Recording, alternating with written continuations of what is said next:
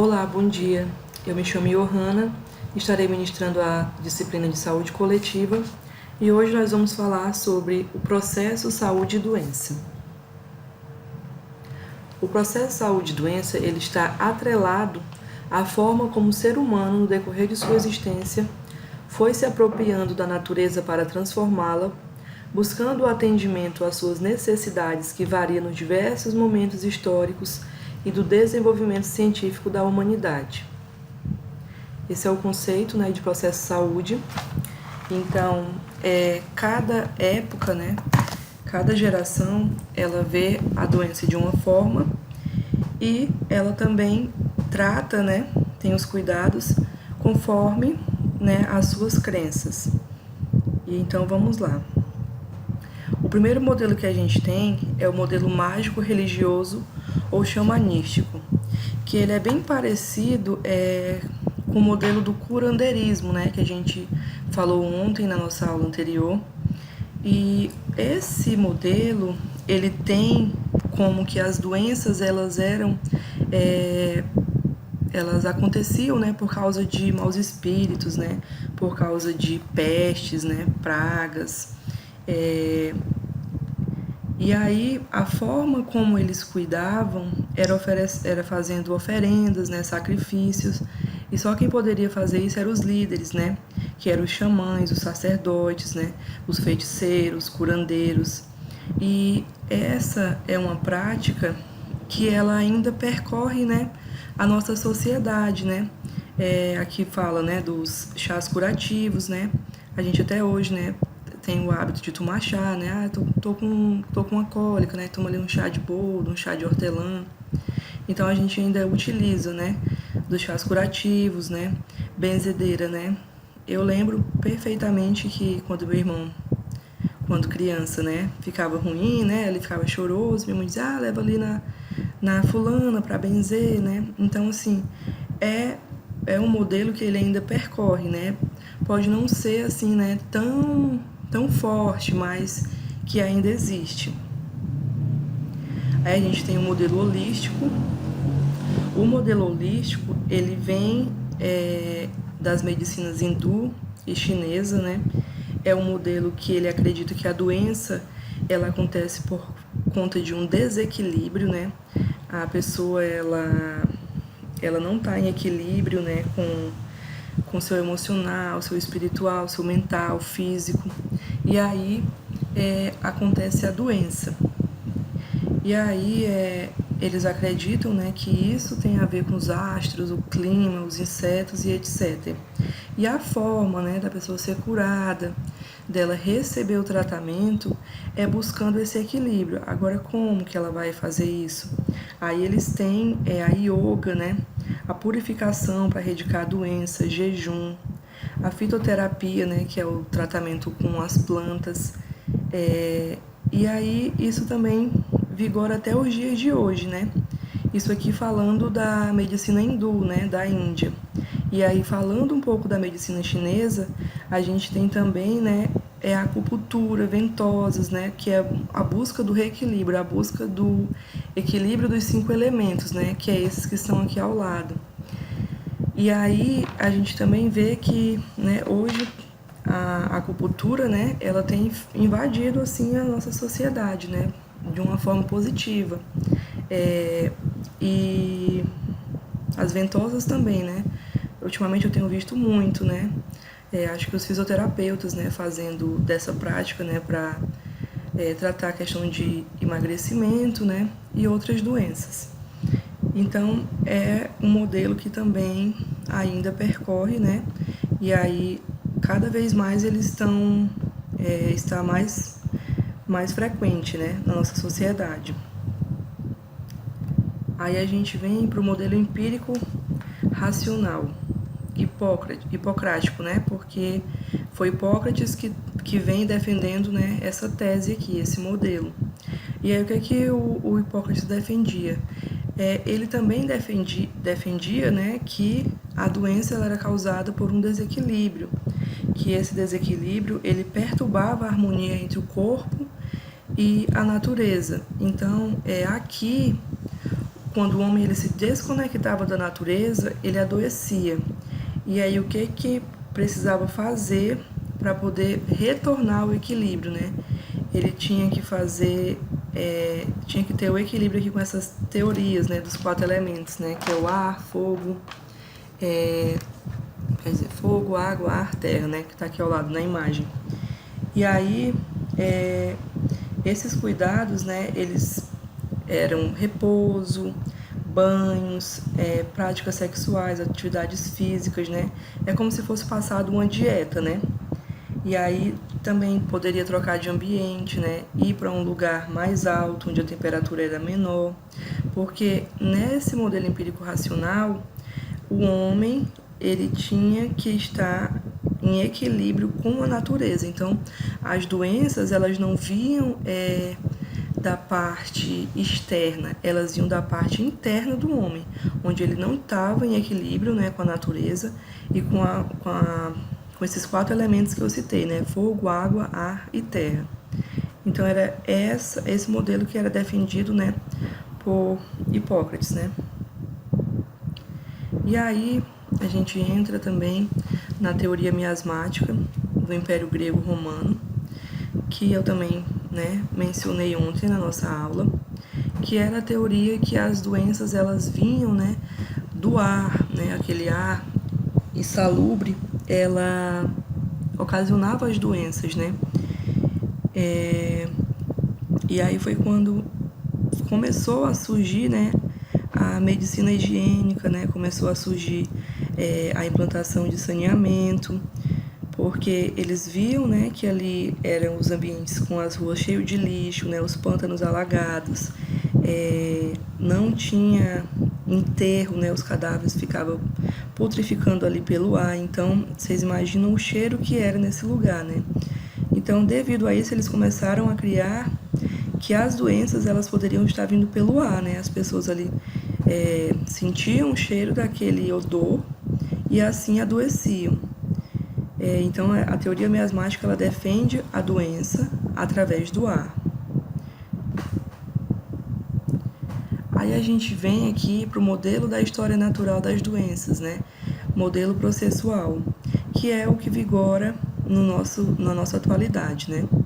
Esses princípios eles foram sistematizados por Level e Clark no ano de 1976. Esse modelo ele visa o acompanhamento do processo de saúde e doença em sua regularidade, compreendendo as inter-relações do agente causador da doença, hospedeiro da doença, meio ambiente, processo de desenvolvimento de uma doença, e aí, consequentemente, a tudo isso, essa investigação da doença, entra também, né, os métodos de prevenção e controle das doenças. E aqui a gente tem uma imagem, né, mais explicativa de como que se daria, né, esse processo. E aí, a gente tem aqui, do lado esquerdo, o que a gente chama de período pré-patogênico, né? Pré quer dizer antes, patogênico, doença. Então, no período pré-patogênico, a gente tem aqui o agente, né? Infeccioso, o hospedeiro, que é o homem, e o ambiente. Então, nesse momento aqui pré-patogênico, o homem ele tem contato com o agente infeccioso, porém ele não desenvolveu ainda a doença. Ele está recebendo estímulos, né, mas ele ainda não está, né, doente, propriamente dito, né. E nesse período, a gente tem, né, o Level e Clark, eles desenvolveram a prevenção primária. Então, a prevenção primária é a promoção à saúde, a proteção específica. O que quer dizer aqui, né? A promoção à saúde, né? É a questão do saneamento, da moradia, né? Quais são as condições, né, que essa pessoa vive que poderia ocasionar a doença. Então, a promoção à saúde busca, né, promover saúde, promover que essa pessoa ela não chegue nem a ter contato, né, com essa doença, que ela não evolua, mesmo que ela tenha um contato, mas que ela não chega a evoluir. E aí, na proteção específica, a gente pode citar a vacina. Só um pouquinho que eu vou ver aqui minha anotação.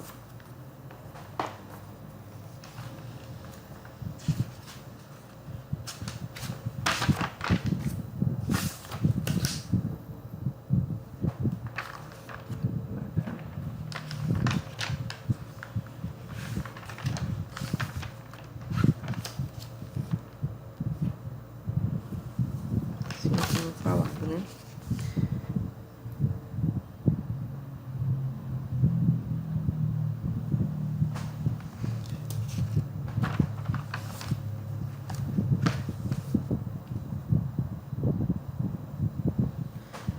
É isso.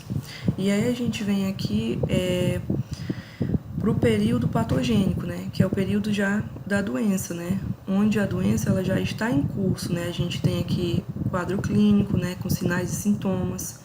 E isso aqui pode levar a quê, né? A defeito ou dano, estado crônico e óbito. E aí aqui, né, nesse momento da história natural, o que acontecia, né? A doença ela tinha que tomar seu curso natural, né? Não existia intervenção, não existia prevenção. Você ficava doente e aí ou seu corpo ia reagir e você ia ficar curado, ou você ia ter ali, né, ficar em estado crônico, ter sequelas e, né, posteriormente um óbito, né? E aí, Lewin e Clark traz esses níveis de prevenção para a gente, né? E aí eu vou estar falando aqui, né?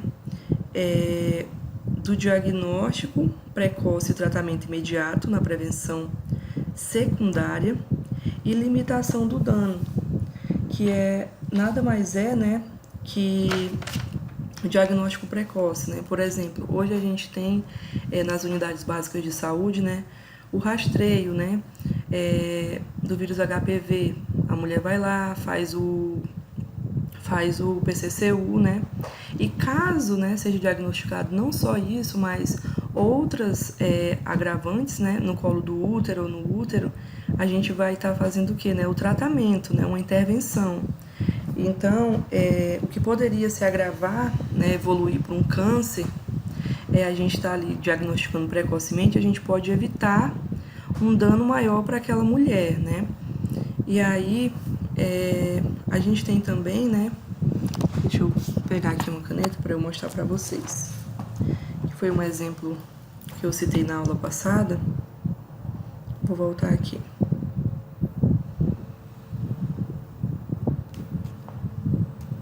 Então, foi um exemplo que eu citei na aula passada sobre o câncer de pele. O câncer de pele, ele se inicia com um sinalzinho, né? Aqui eu já exagerei, mas é só um sinalzinho que inicia o câncer de pele. E aí, se eu tenho um diagnóstico precoce, um diagnóstico rápido, que aquele sinalzinho, ele é um câncer de pele, né?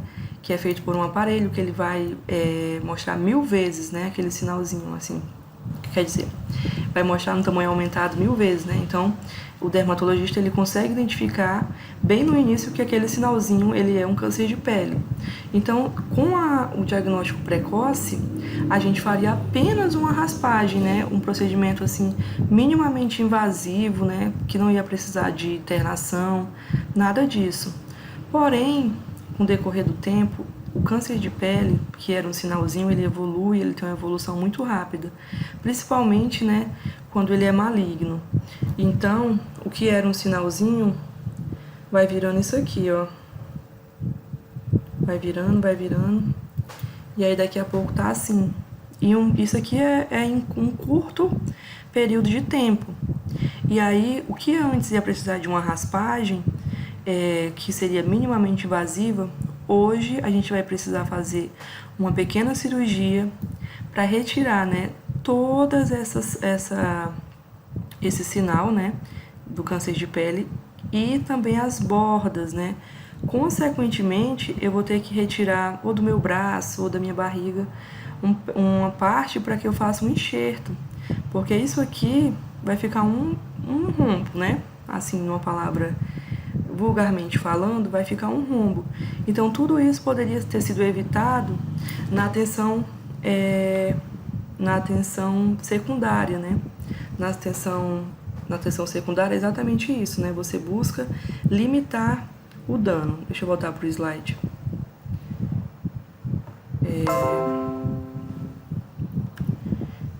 Aí voltou para aí, mas vamos lá. Então, como eu falava, né, na prevenção secundária, a gente busca, né, um diagnóstico precoce e tratamento imediato, que isso aqui também vai limitar o dano, ou seja, o paciente que ele não ia precisar de internação, ele não ia precisar de uma intervenção mais invasiva.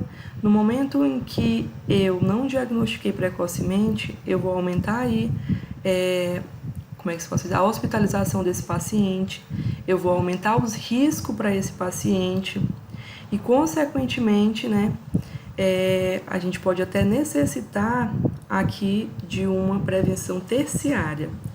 A prevenção terciária, ela se limita na reabilitação, ou seja, né, passei por todo o processo, fiquei doente, né, vamos dizer, sofri um acidente, e aí perdi ali a movimentação da minha perna, né? Vou para uma fisioterapia para tentar recuperar, né, os danos causados. Então, é basicamente isso, né? Aqui os nossos níveis de prevenção. Então, vamos repetir. Prevenção primária, promoção à saúde, proteção específica. Prevenção secundária, diagnóstico precoce, tratamento imediato e limitação do dano. Já na prevenção terciária, nós temos a reabilitação. E aí o conceito, né, de prevenção é prevenir, prever antes de algo acontecer, né? É cuidar para que não aconteça, né? E aí aqui eu coloquei a imagem rotineira do nosso dia a dia, né? Que é aqui a proteção contra o coronavírus, né? Que é lavar as mãos, evitar aglomeração, cobrir o nariz e boca ao tossir, evitar tocar em olhos, nariz e boca. Aqui não tem, mas a gente já sabe, né, que faz parte das nossas vidas a máscara. Então, tudo isso é uma forma de prevenir que a gente não tenha, né, não fique doente do Covid, né, e consequentemente também que a gente não transmita a outros, né. Então, isso são meios, né, são barreiras de prevenção. E aí nós temos os níveis de prevenção, que a gente já falou, né, nos slides anteriores, mas eu vou reforçar aqui, né, a prevenção primária inclui ações voltadas a impedir a ocorrência de doenças antes que elas se desenvolvam no organismo dos pacientes, né.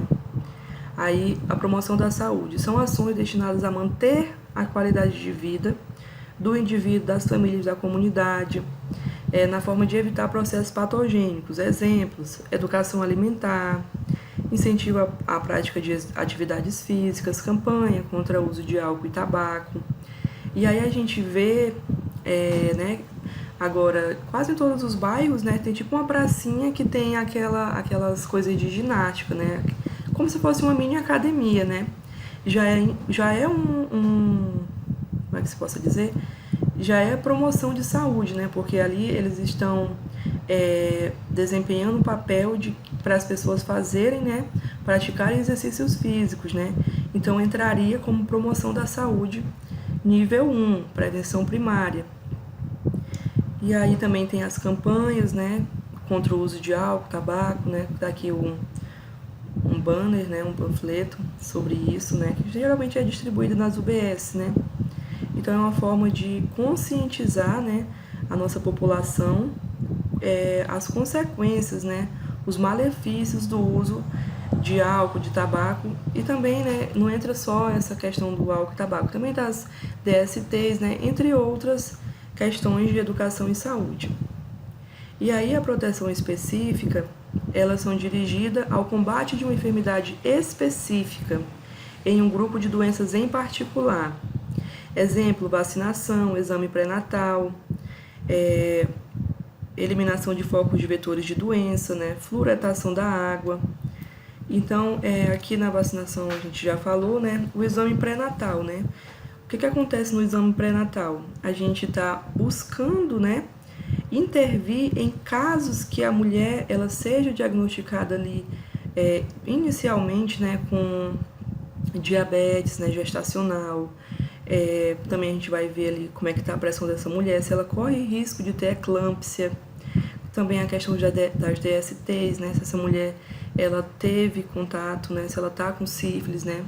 E tudo isso aí vai ser visto, né? No pré-natal. E então, vendo precocemente, se essa mulher ela precisar, ela não vai mais ser atendida ali pela UBS, né? Se essa mulher está numa gravidez de risco, que isso que eu citei coloca ela em uma gravidez de risco, ela não vai mais ser atendida pela UBS, porque a UBS não vai oferecer o suporte que ela precisa. Ela vai ser encaminhada pela maternidade, onde vai estar acontecendo o acompanhamento da sua gestação, né? O pré-natal dela começa a não ser mais na UBS, mas sim na maternidade, né? Pelos riscos que a gestação corre.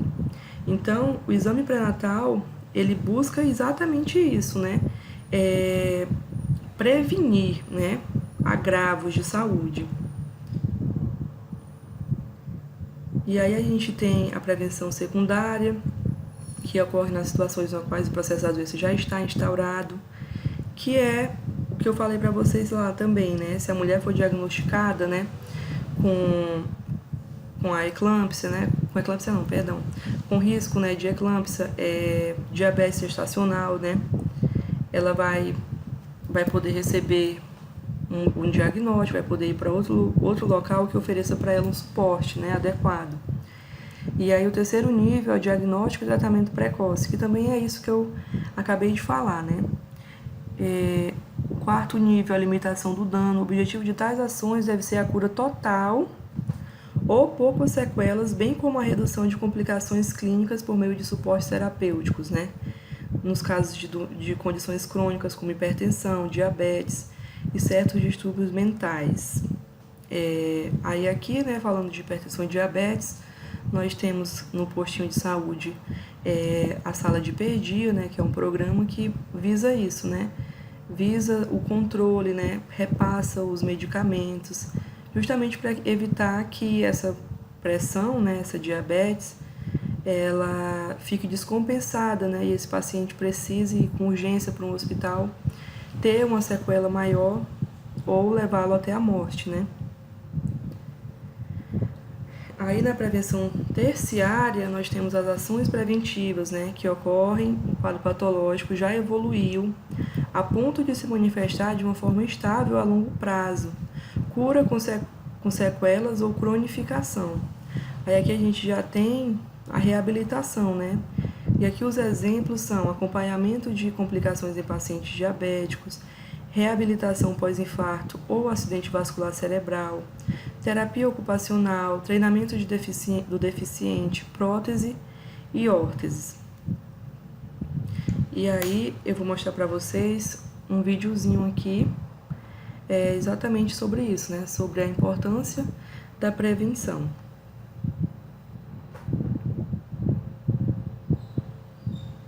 Ficar livre do surto da febre amarela. Até agora, apenas um caso suspeito foi registrado no município. Dona Hermínia tem 63 anos, mora na roça desde os 9. Acostumada a ver macacos no terreiro do sítio, a aposentada ficou assustada no final do ano passado ao saber que um dos filhos tinha encontrado os animais mortos na beira da estrada. Ele encontrou ali embaixo dois mortos e três lá em cima, ali do lado de Bertito. Aqui é o córrego do Ribeirão. A comunidade fica mais ou menos 10 quilômetros do centro de Franciscópolis. Foi nesse local aqui que foram encontrados os primeiros macacos mortos. A gente percebe que a reserva fica muito próxima das casas.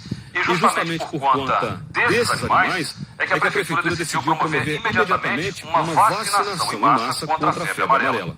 Kênia é enfermeira do município e foi ela quem deu alerta em setembro do ano passado. Todos os moradores perguntavam de uma mesma coisa. Os macacos aqui sumiram. Uns falavam, eu encontrei muito. Outros falavam, sumiram, não vi mais. Outros falavam, eu encontrei uma moçada na mata. No IBGE, Franciscópolis tem apenas 5.700 moradores. Quase 70% da população mora no campo e perto de matas. Em volta, 7 municípios vizinhos que registraram casos de febre amarela. Por isso, o trabalho rápido foi tão importante para ficar livre do surto da doença. Assim que os moradores foram alertados, procuraram os postos de vacinação. Já foi o centro da febre amarela para tudo isso. Estamos atrás desse ano. Um fertilizante natural feito com babu Cadê?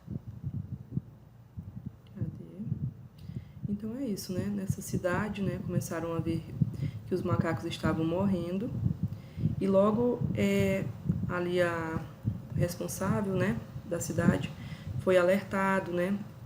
E aí eles puderam tomar as medidas, né, que a gente poderia até classificar aqui como uma... Cadê a imagem? Vou voltar aqui. Que a gente poderia classificar aqui, né, em prevenção primária, né, que foi uma proteção específica, né, antes deles, né, ficarem doentes, ficarem com febre amarela, eles foram vacinados justamente para proteger que eles ficassem, que eles, né, tivessem febre amarela, né, então tá aqui uma proteção específica.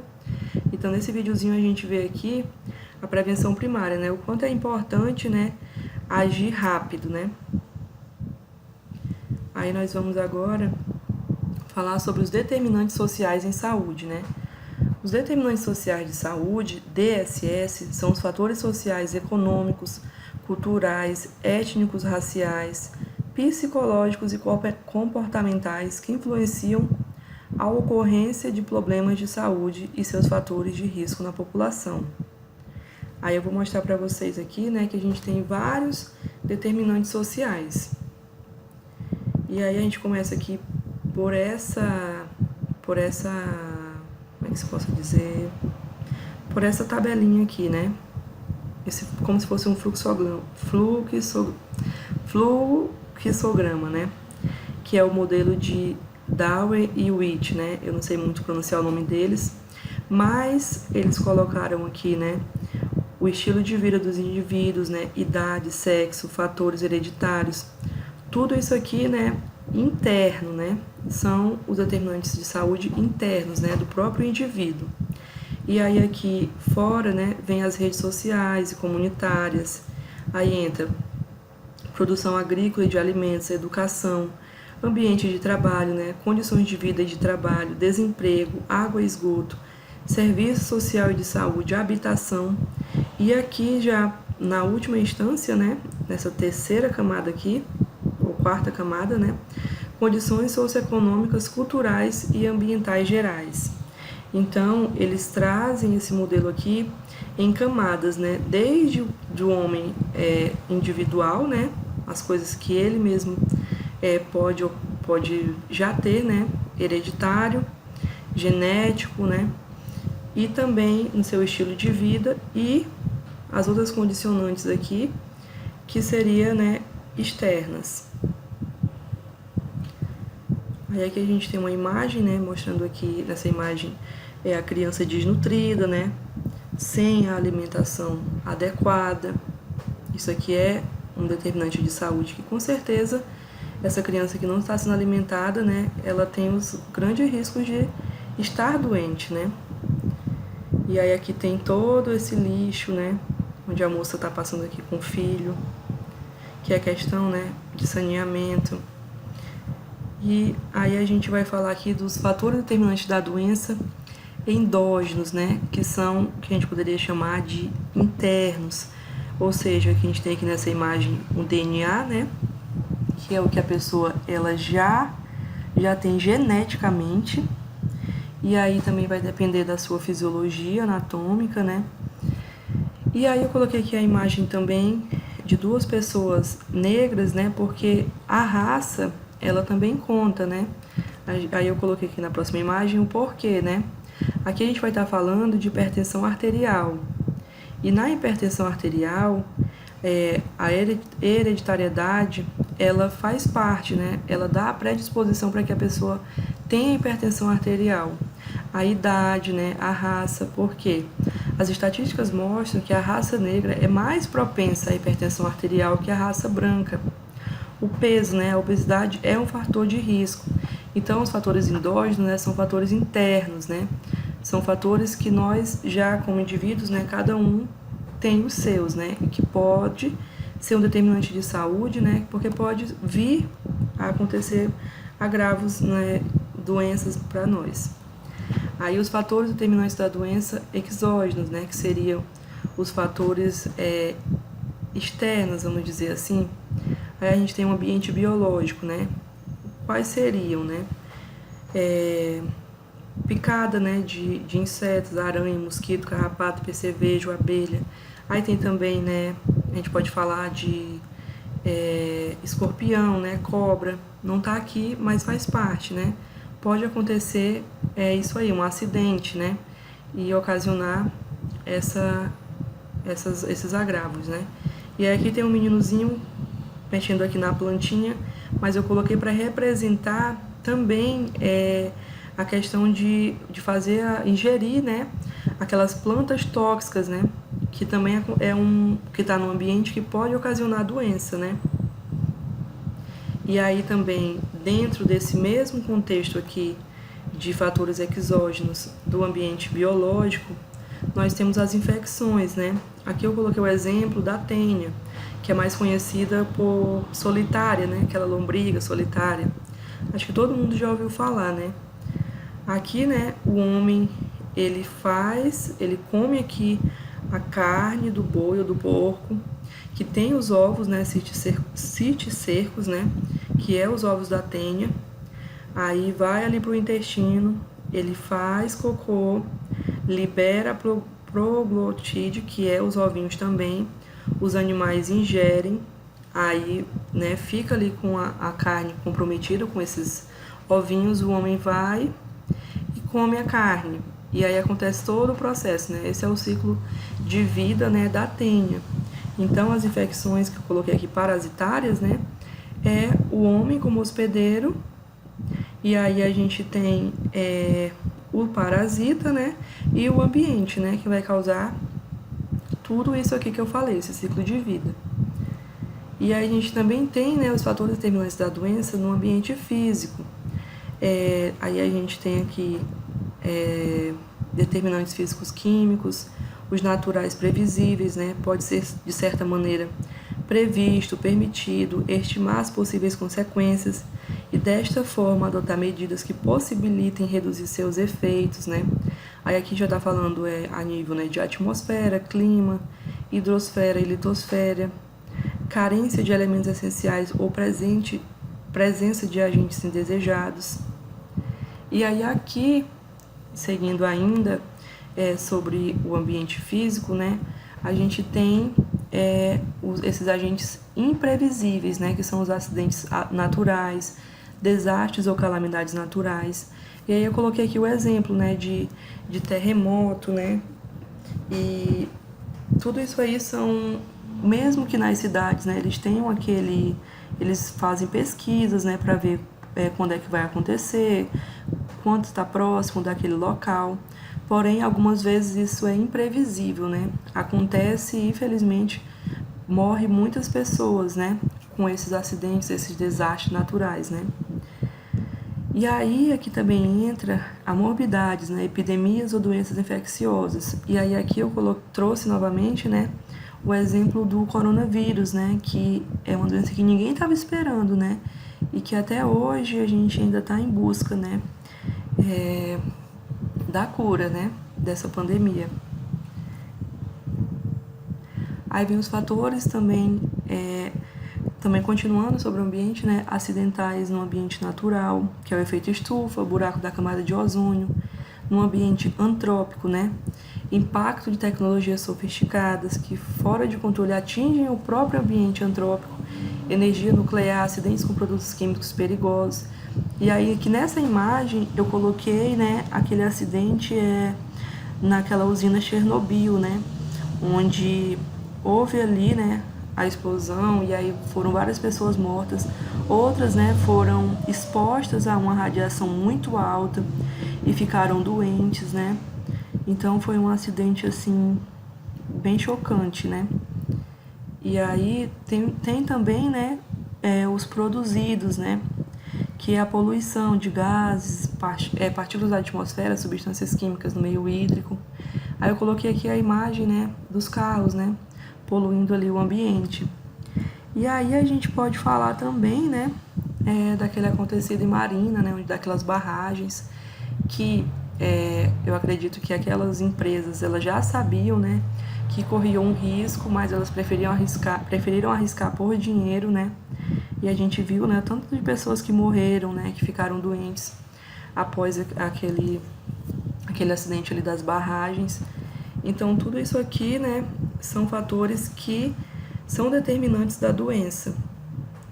E aí a gente tem também os comportamentais, que são os psicossociais, né, como que o indivíduo se relaciona, personalidade, os hábitos e estilo de vida, né, sexualidade, étnicos relacionados à cultura, adquiridos, organizacionais, né, que é ocupação, família, nível socioeconômico, evolutivos, né, que seria aqui as relações intrasociais, que aí vem, né, convivência, produção e desenvolvimento, agressões ao meio ambiente, migrações. Tudo isso aqui são fatores, né, que eles desencadeiam a doença, né, são determinantes sociais da doença. E é isso, aqui tem as nossas referências e essa é a nossa aula de hoje.